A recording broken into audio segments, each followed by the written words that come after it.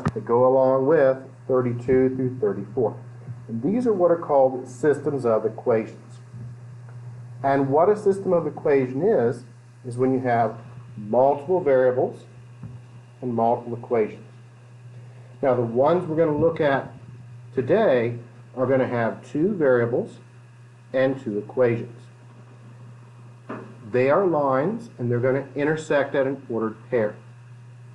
We're going to learn how to solve these by what's called elimination. So we'll come up with an example here.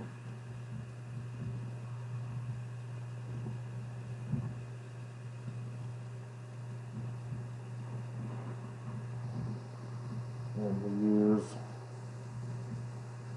4, 2. That's going to be our answer.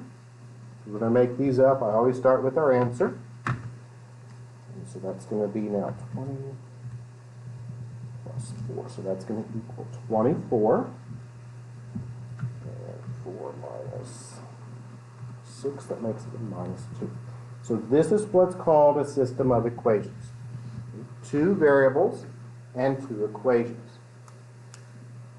We should end up with an answer of 4, 2. So the x component will be 4. The y component will be 2. On yours, you won't have the answer to start with, but on this one, we're going to have the answer. We're going to make sure we get that answer. Now, what we do is we're going to rewrite this in a matrix, and we're going to look at our coefficients. And we're going to solve this with elimination and back substitution. So we're going to plug our x values in first. So our first one is 5 for the first equation. The second equation, there's no number there, so we're going to use a 1. And with this vertical bar, that represents your equal sign. The y values, we have a 2 and a minus 3. And then we have a 24 and a minus 2. So we're going to try and solve this equation here to get 4, 2 for our answer. We do this by elimination. So we want to create a 0 right here so that we can find the value of y.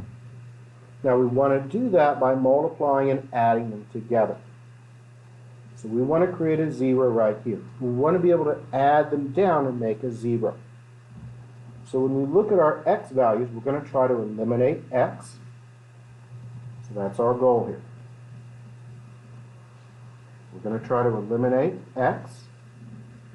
And how we do that is we're going to take the second row right here, and we're going to multiply it by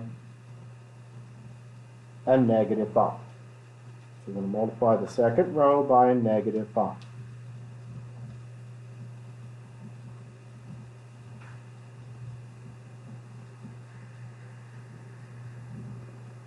And I'll show you why we're doing that here in just a moment. So I'm going to take that second row, and I'm going to multiply it by a negative 5. Just going to rewrite this so we can make sure you see what's happening. And I'm going to take my second row, and I'm going to multiply it by a negative 5. Distribute that through, and we'll see what we get.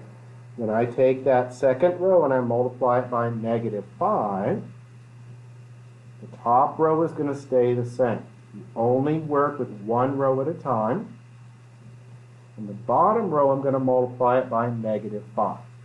So negative 5 times 1, that makes it a negative 5. Negative 5 times negative 3, that makes it a positive 15. And negative 5 times negative 2, well, that leaves you with a negative 10. Or sorry, positive 10 then. Now, why did I do that? Well, I did that because if I add these together, what's going to happen to my x values here? A 5 and a minus 5, what's going to happen with it? They're going to go away and make a 0. That's what we want. We always want a 0 in one of these cells so we can find one of the variables. We back substitute it from there. So now what we're going to do is we're going to add the top row to the bottom row.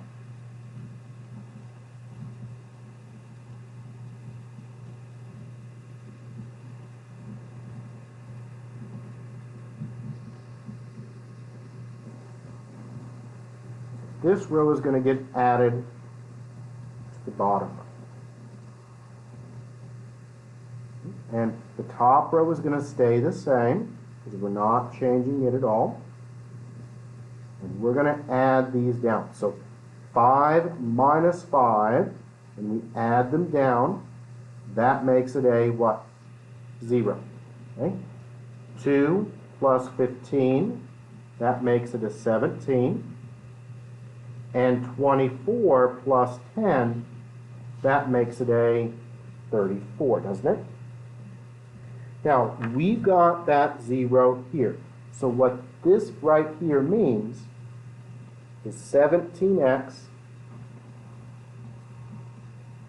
equals 34. Because sorry, 17y equals that 34. Because that's our y. This is our x, this is our y. No x value here, we have a y. So 17y equals 34. We can now solve this by dividing by our 17.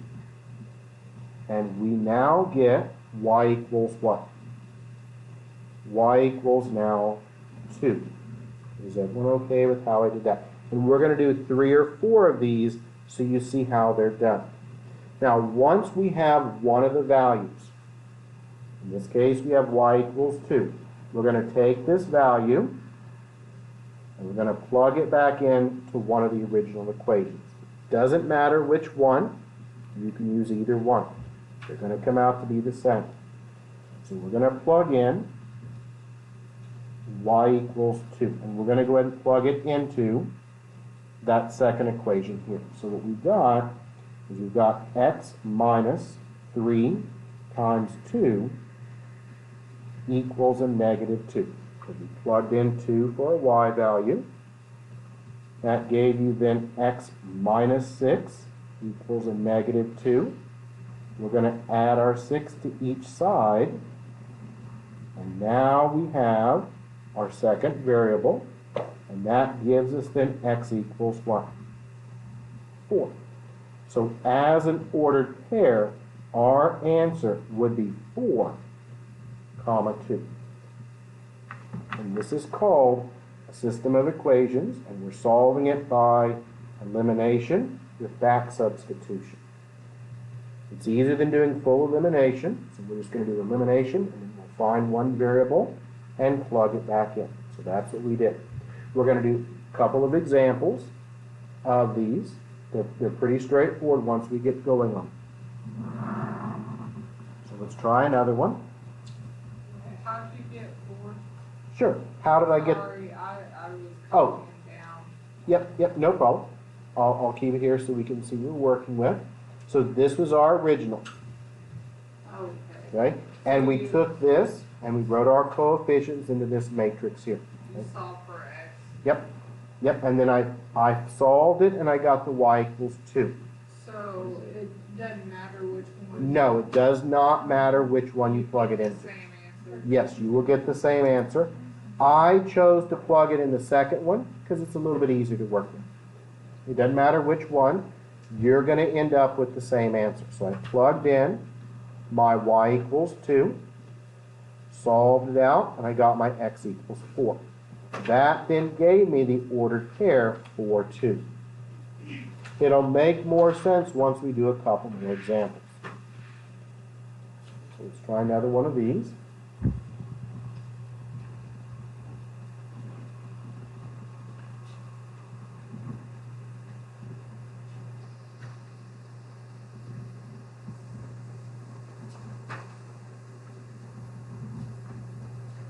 And we'll have our answer being 1, 3.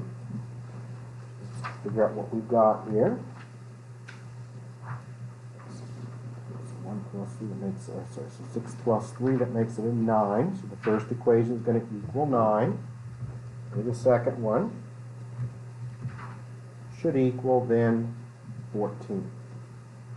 Let's see. Sorry, I have one more question. Sure, no problem. You plug that 2 into the y, right? Yes, because that's what that was. We found y equals 2. And then we plugged it back in and we solved it out. Now, the next one that we're going to look at should have an answer of 1, 3. And here's our original equation. When you do these on your practice final and your take-home final, you won't have the answer. I always start with the answer so I know what I'm working with. What's the take-home final? The take-home final is... It's like the second part. Like, Yep, that's that second part. It's all in that packet. So after your practice final, you're going to have the take-home final part. And this is going to be graded, and it's going to be worth 100 points. So it'll be graded. Why do I give you a take-home final? Well, it does help with your grades a bit. It also makes sure that you study for your final exam. Your practice final looks very, very similar to your take-home final. Just different numbers in a different order. Once you've done the practice final, use that to do the take-home final, and then when you come to class next week, you're going to get the final, but it's going to look just like those two practice and take-home finals. Except instead of having 40 questions, I'm going to reduce it down to 30. Okay, so the take-home final just helps you study for the in-class final. So this is our system. So let's go ahead and write it up as a matrix. This is your x, this is your y, and that vertical bar, that's your equal sign. So we've got 6, a 1 for the y, and a 9 on the other side. That's our first row. Our second row is 5, 3, and it equals now 14. So that's what we're working with. Now we want to create a 0 somewhere. Doesn't matter where we put the 0 at. We just need to make sure we can find a 0 so we can get one of the variables. These are going to be harder to work with on the x part, but the y is going to be easier. So I want to make sure I can add these together and it'll create a 0. And let's try to get a 0 here. Well, the top row, when we look at the y part, we've got a 1. And I can multiply that by a negative 3. And when I add it together, see, that will make it a 0 there. It's very simple once you understand the concepts. So we're going to try to make a 0 right here. And we're going to eliminate for y.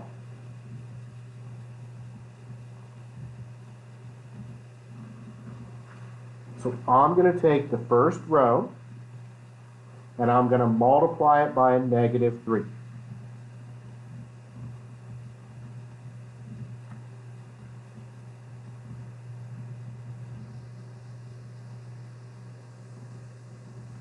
The reason why I'm doing this is so when I add down, I get a 0.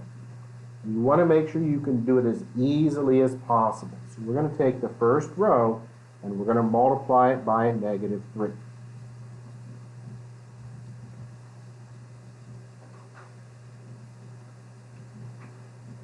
So if I take that first row and I multiply it by a negative 3, what is that going to give me? That negative 3 gets distributed through. So let's take a moment to see what we'll get here. And I distribute through that negative 3. What does that give me? Well, negative 3 times 6, that makes it a negative 18.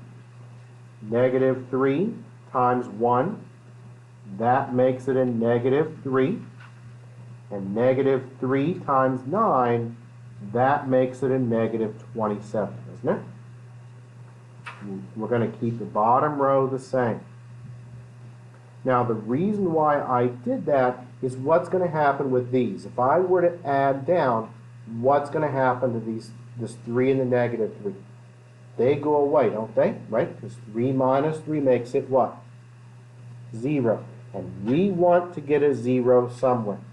Once we've got a 0, then we'll be able to solve it.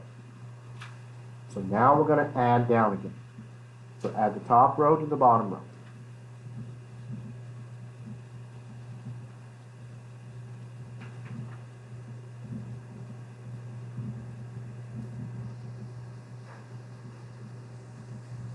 So we're going to add these down, and then we'll be able to finish out this question.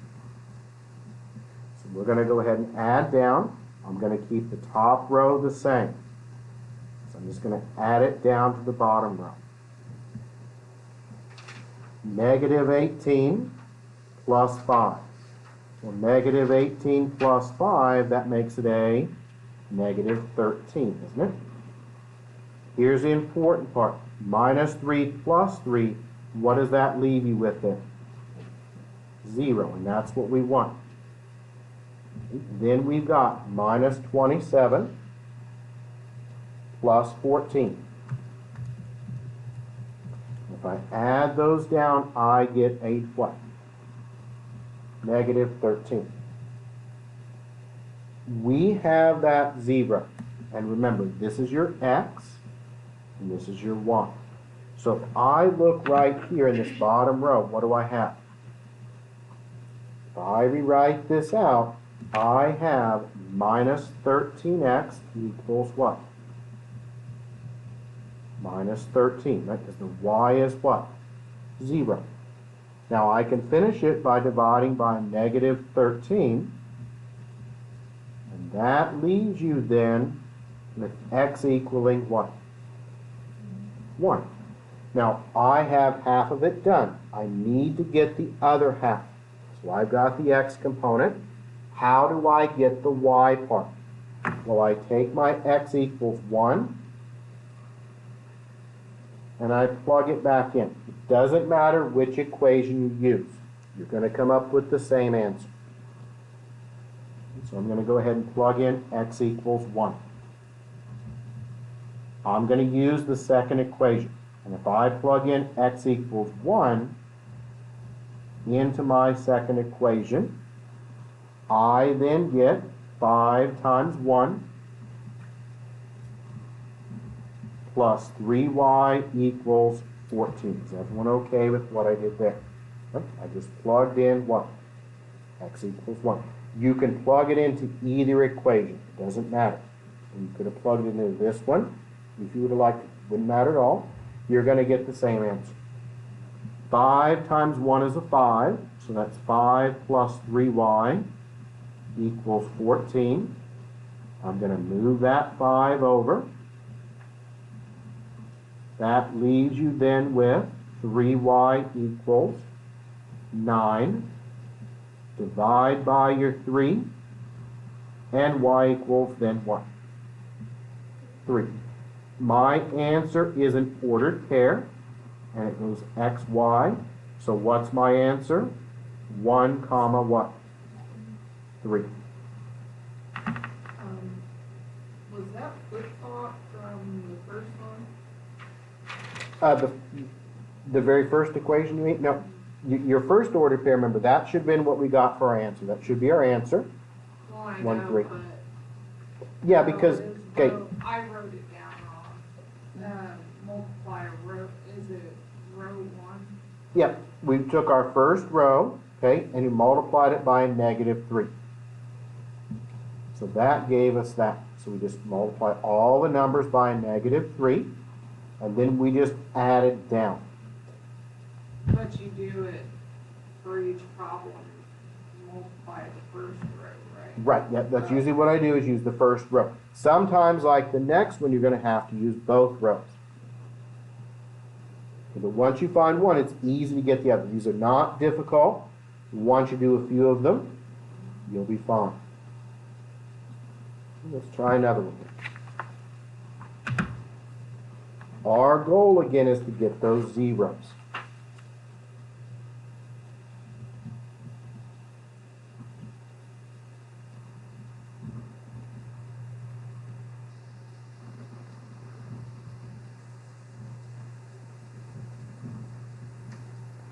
And we'll use, how about 5, 3 for our answers. So we come up with our equations here.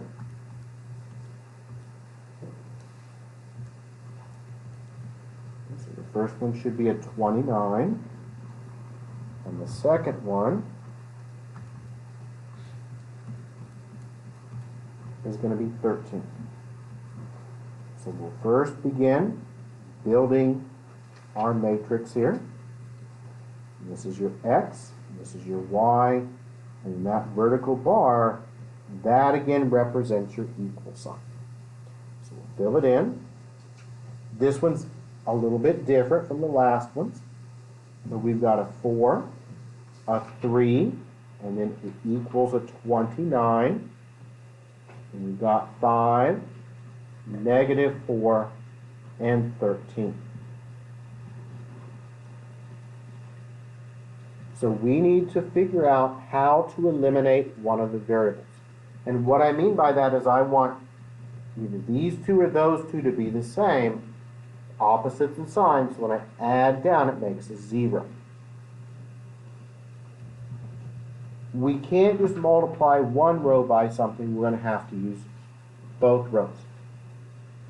So when I look at the X, we're going to try to eliminate the X.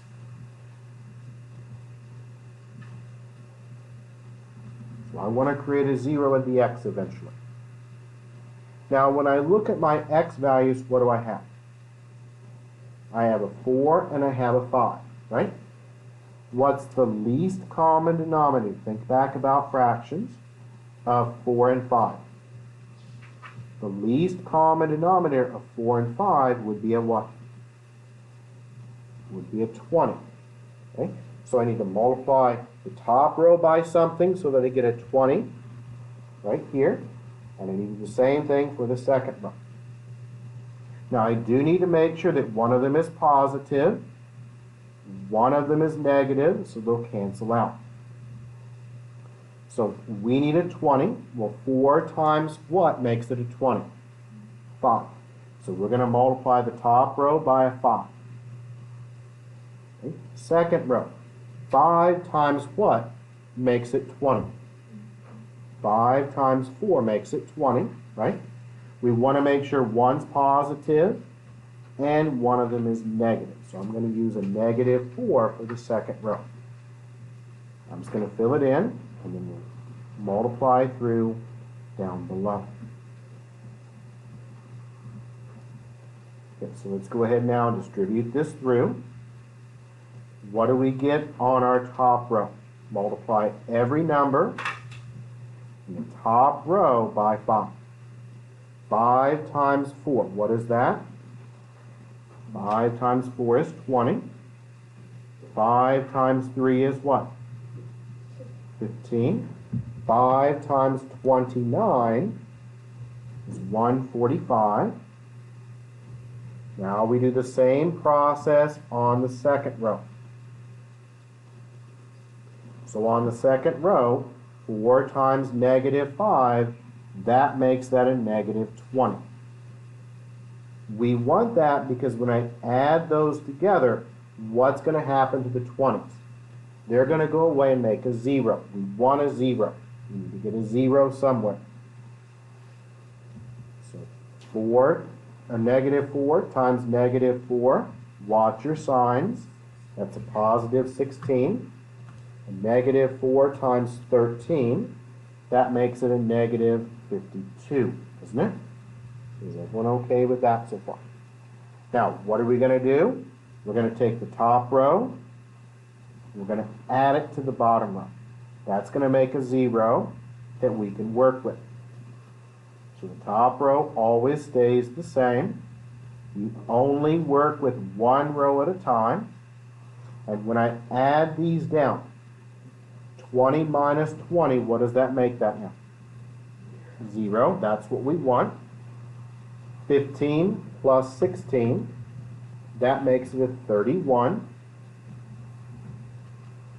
And 145 minus 52, well, that makes it a 93, doesn't it? What do we now know? This is your X, and this is your Y. So which one is gone here? The X is 0. So what does that tell you? Yep. That gives you now 31y equals what? 93. We can divide by our 31. And that leaves you now with one of the parts, which is y equals what? 3, isn't it? Okay. Now, once you got that, you're almost done. What do? Take it, plug it back in. So plug it back into one of the originals. The first one we could have used, but it's off the screen, so I'm going to use the second equation. And I'm going to plug in y equals 3. If I plug in y equals 3, then we have 5x minus 4 times 3 equals 13. So that is 5x minus 12 equals 13. Add your 12 over. And that gives you then 5x equals what? Adding down, 25. Divide by your 5. And what do you end up with your answer? 25 divided by 5 is a what? 5. So what's your final finished answer now? Remember, it's an ordered pair. And it goes x, y. Well, that would be 5 comma what? 3. That's it.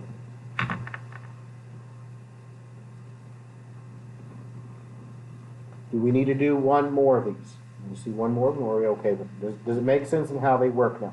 So what's the idea behind this? We want to get a 0 somewhere so we can then get an equation and get one variable, take it, and plug it back in the original, get the other variable. We also need to look at exponential equations. And these go along with questions, right final here. These go along with questions 35 through 37. So these are going to go along with practice final questions 35 through 37.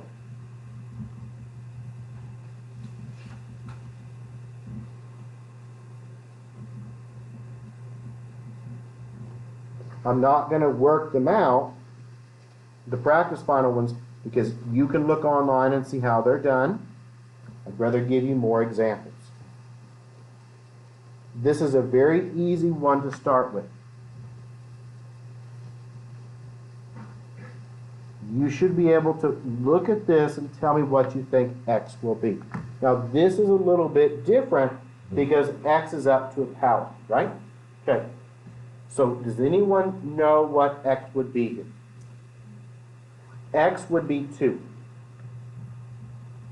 How did you determine that x would be 2?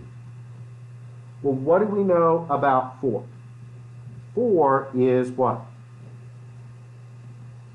2 squared, right? Okay. We want to make sure we have the same basis. So what I could do, if I didn't see it right off the top, when I first started, I could rewrite it, and we can now rewrite this as 2 to the x power, and we know 4 is what? 2 squared. Now the important part here is that these bases are the same. Are the bases now the same? They're both base what? Base 2, right? That's what we wanted. We want the bases to be the same. If the bases are the same, then the exponents have to also be the same.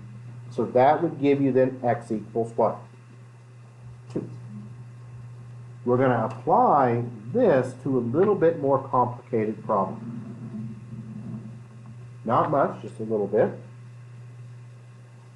We're now going to try and solve this one.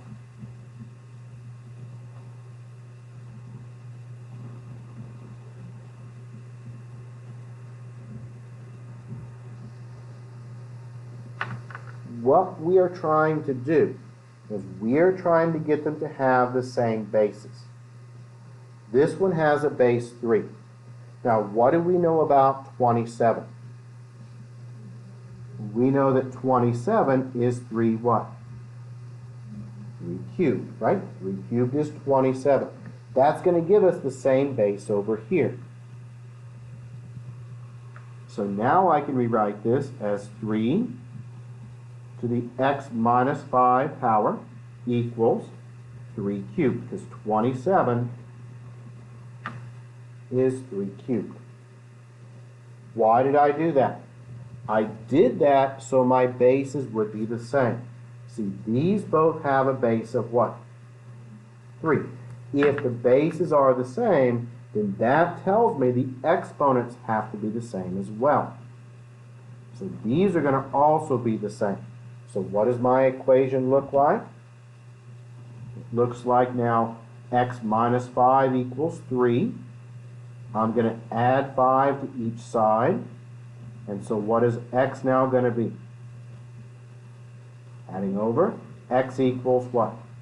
8. All we are doing on these is manipulating them around so that they have the same base.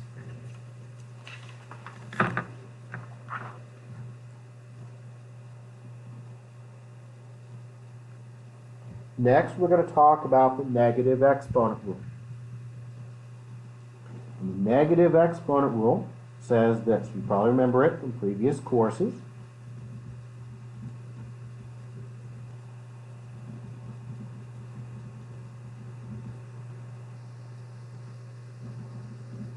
Well, the negative exponent rule says I can take 1 over a, and I can rewrite that as a to the negative first power. Will this be on Blackboard? Yeah, the notes will be on Blackboard, yes. Yeah, and I'm actually recording the lecture too, so I'll post it on Blackboard with the lecture, so you'll be able to watch the whole video and have the notes as well. I'm just doing that because there's several students in my other class that are in quarantine, and so they need to make sure they know how to do the final as well. So this is our negative exponent rule. We're going to try and apply this to the next problem. About 7 to the 2x minus 5 power equals 1 over 49. Again, what is our goal? Our goal is to get the same bases. I have a fraction, and I can get rid of that fraction by using our negative exponent rule. So I can rewrite that 1 over 49 as 49 to the negative first power, right? Lift it over, make it a negative exponent. Now, we want a common base. So what do we know about 49 in relation to the 7? Well, 49 is what? 7 squared, right? Now we can replace that 49 to the negative first with the 7 to the negative second power, because that's what it is. And what do we now know? Are the bases the same? Yep. If the bases are the same, then the exponents have to be the same. So our equation then is 2x minus 5 equals a negative 2. We'll add our 5 to each side. And that gives you 2x now equals 3. Divide by your 2, and what's our answer going to be? X equals 3 over what? 2. So that would be your answer on that one. Let's try another one. The next one that we're going to look at, we're going to have to change them both.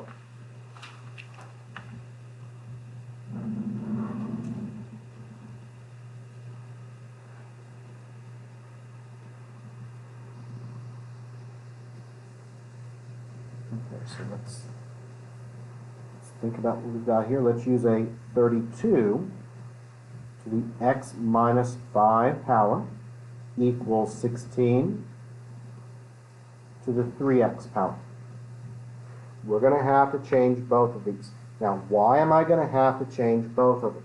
Well, 16 squared is not going to give you 32, is it? Right? Because 16 squared is 256.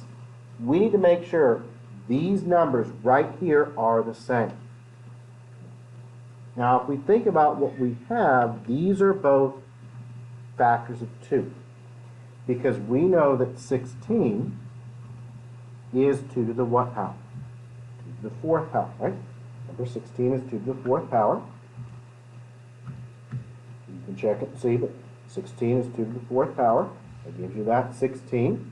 Okay? And what do we know about 32? Now think about what we know. We know 16 is 2 to the 4th power. We want a common base, so that means our base is going to be 2. And 2 to what power gives you 32? 2 to the 5th power, right? It's 2 to the 5th power is 32. That is what we want, because now they both have the same base, and that base is going to be 2. So rewriting 32 is 2 to the 5th, so that's going to be 2 to the 5 times x minus 5 power. And the 16, what is it? 2 to the 4th. So that's going to be 2 to the 4th times 3x power. Do they have the same bases now? Okay. Once the bases are the same, then the exponents must also be the same. So my equation then becomes 5 times x minus 5 equals 4 times 3x. I'm going to distribute that 5 through and solve it. So that's 5x minus 25. On the right, we have 4 times 3, so that's a 12x. You can easily solve this by moving that 5x over and rewriting. So that gives you now 7x equals a negative 25. Divide by your 7. And so x now equals what? X now equals minus 25 over 7. Once you get the bases to be the same, then it's easy. So if you have a fraction, what do? You write it as a negative exponent. If you have two of them that don't look the same, you try to find out a base that's in common. These both have a multiple of 2 in them, right? So 32 is 2 to the 5th. 16 is 2 to the 4th. I could then rewrite them so that they have the same bases.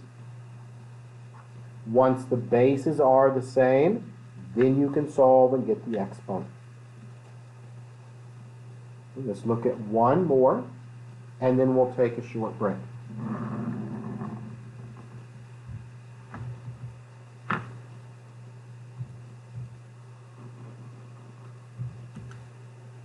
So we're going to try and solve this one. How about 5 to the 3x minus 2 power equals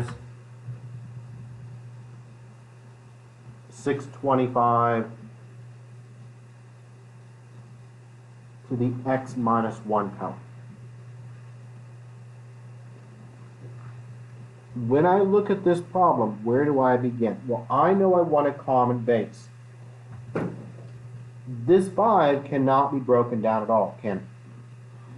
But what do we know about 625? Well, let's work with our 5. Okay? 5 to the first is 5. 5 squared is what? 25. 5 cubed is 125. And what about 5 to the 4th power? 5 to the 4th power would be 625, wouldn't it? So you see what I did? I took that base of 5 and I look at the larger number. I want to make sure they have the same base. So now we know that 625 is 5 to the 4th power, right? Now we've got it. Now we can solve it. So we have 5 to the 3x minus 2 power equals 5 to the 4 times x minus 1 power. Are we finished with this one? Yes, because those bases are the what? Same. They both have a base of 5. So what does my equation then look like? And my equation then looks like 3x minus 2 equals 4 times x minus 1. We can solve this by distributing the 4 through. That's going to give you 4x minus 4. The other side is a 3x minus 2. Move that 4x over with subtraction and add your 2 over. That leaves you then with a negative x, and that equals then what? Negative 2. Divide by your negative 1, and now we know that x is going to equal what? Yep, positive 2, isn't it? And there's your final answer for that one. Is everyone all right with how we did that? Let's go ahead and take a short break, and then we'll come back, and we'll talk about logarithms, and then we'll go over some more questions from our practice fund. So let's meet back in about 15 minutes. So let's meet back at, how about 7:45?